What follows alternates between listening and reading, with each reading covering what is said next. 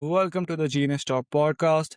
I'm your host Atul Raj from the bestemailmarketer.com, and today we have Kanika Vasudeva with us. Kanika, thank you so much for joining and welcome to the podcast. Thank you so much for having me, Atul. Okay, so for our listeners who don't know you, can you tell them who you are and what do you do? Yeah, thanks for the question.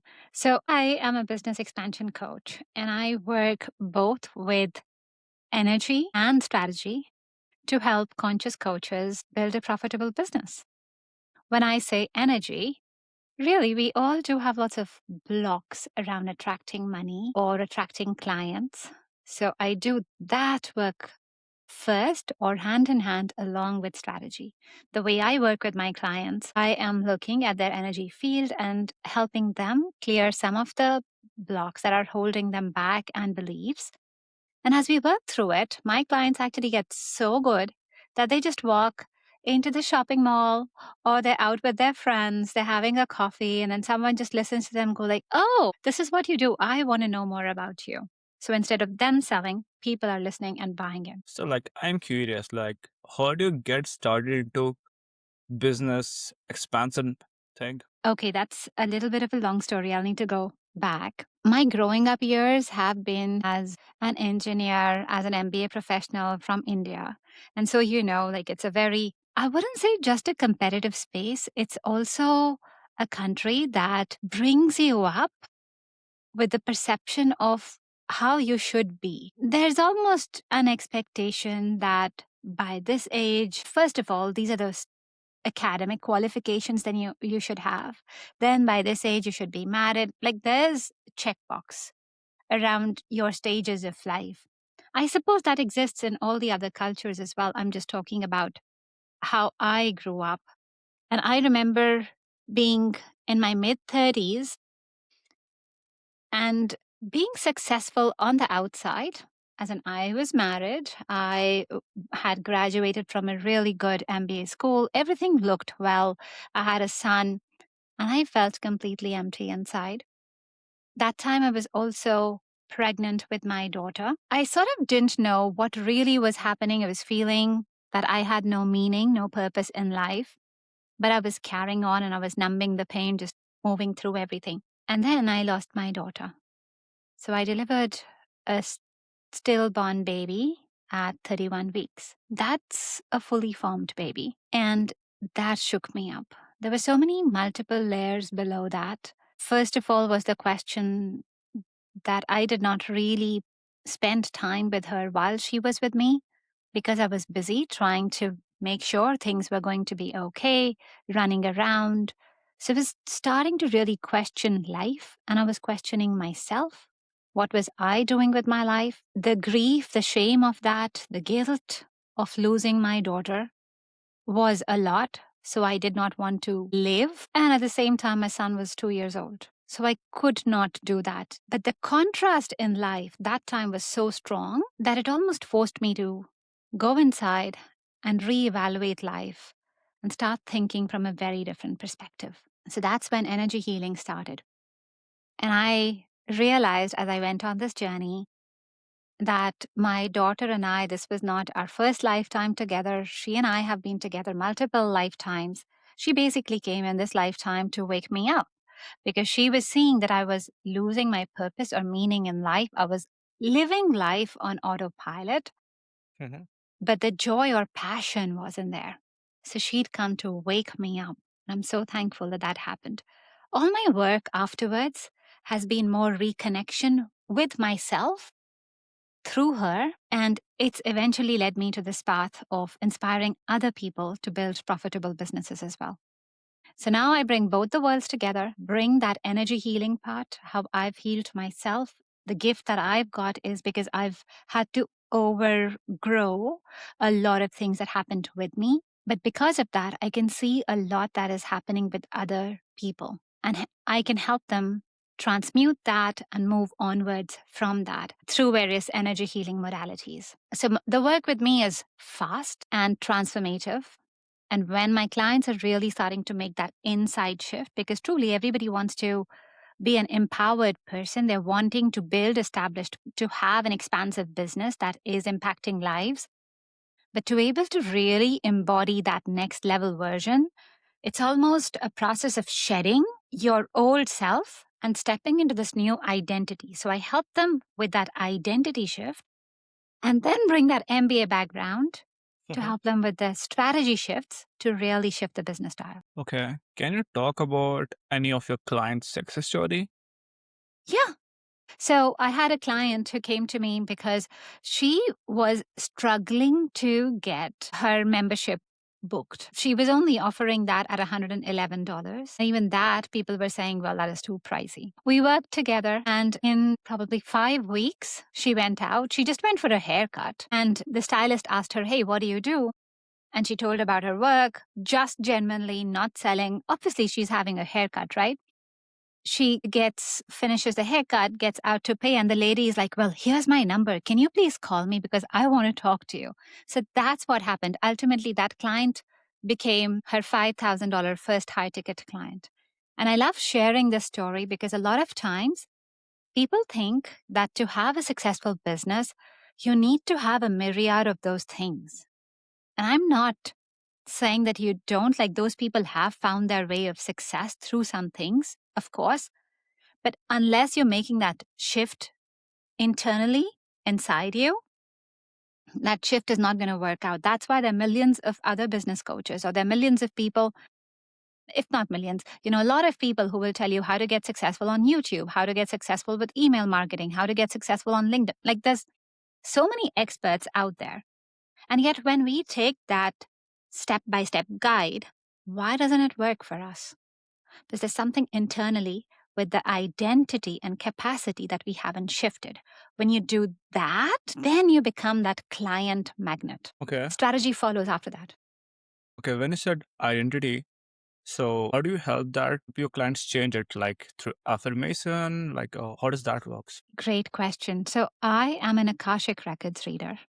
My daughter was an oracle reader from my past life. This is how I think this is one of our most soul purpose together is to really help bring humanity forward.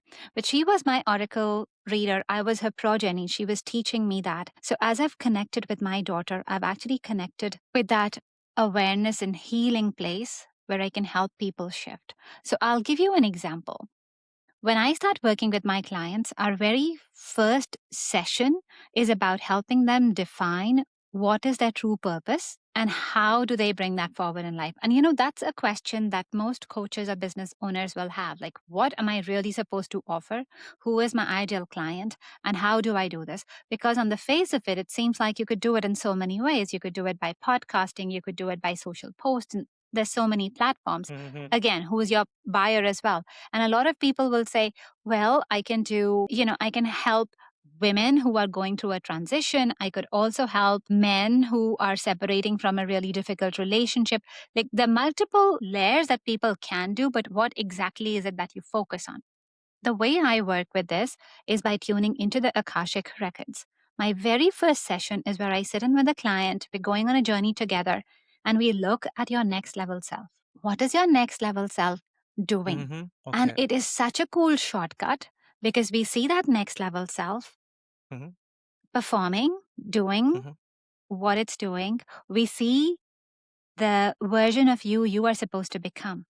And it is really cool because it paints a picture for my client, like this is who they're supposed to become. Once they're able to see that and get it, it's not something you can run away from. Like it just resonates. You get it. Yeah. Like this is you. Then you take all the shortcuts from it as well.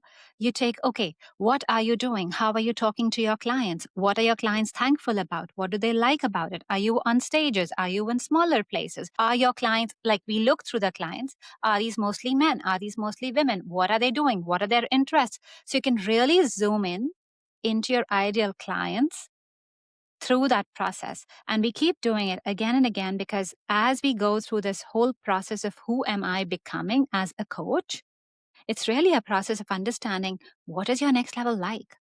And we just have a shortcut way of getting all those answers. Like, how do you market? What is your message? Really, everything we get from that place. And from there, it's like our ultimate destination. And it also gives us the main thing. How do you get there? What are the platforms, etc., that you use? So we just draw back and we just go, okay, this is a strategy for you. So it's very customized and aligned to the people that I work with. Okay, so the foundation is having a correct self image. Your next level image. What is your next level version going to do? Your next level version for Atul is going to be very different compared to, let's say, Mike or Ani. Okay, so what are some of the common money blocks you see in most coaches? Many. With women, it's a lot more around visibility. They'll feel that I cannot really share myself. How can I put myself out there on social media? And it's also underpricing themselves. Mostly with coaches and spiritual coaches, and this goes with both the sexes, they really want to serve people. So they have a block that, oh, if I want to really serve a lot of people, I have to keep it affordable. And yes, you can do that. There are ways of balancing it, but you cannot keep giving away from an empty cup. It's coming from past lifetimes where there have been healers, but they didn't really have to worry about material needs at that point in time. Maybe they were a seer in the past lifetimes, but that time somebody else was looking after their food and accommodation and all that sort of stuff. But now they're in this lifetime and they still want to give and serve, and that can be okay, but you've got bills to pay. And eventually, if your business is not progressing and being successful, if you do not have successful clients paying you, one day it will get very hard for you. You will either pack up the business or you will just have another job so that you can continue working on your business. Eventually, that energy from it drains away. So it's very important to have a profitable business. So the most common money block is that I need to heal others. And the block or the shift that I would invite people to think is that, well, when you're thinking about your impact, you can only have impact if there are people who are listening to you. The other thing that I invite you to think in terms of money, when you're really wanting to underprice your services, is that money is the frequency of transformation. I'll explain. I'll ask you a question actually. Ever went out and just bought something on a whim, like something cheap? Yeah, many times. Yeah. And then Yeah, ever had this that you've come back home and you've not even looked at it?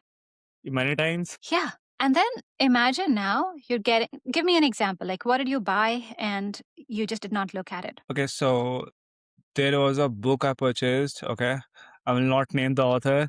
It was costing 15,000. I purchased it, but I didn't read it because I had more books, which was a lot more expensive than that, and that is the only reason I read that. Yeah.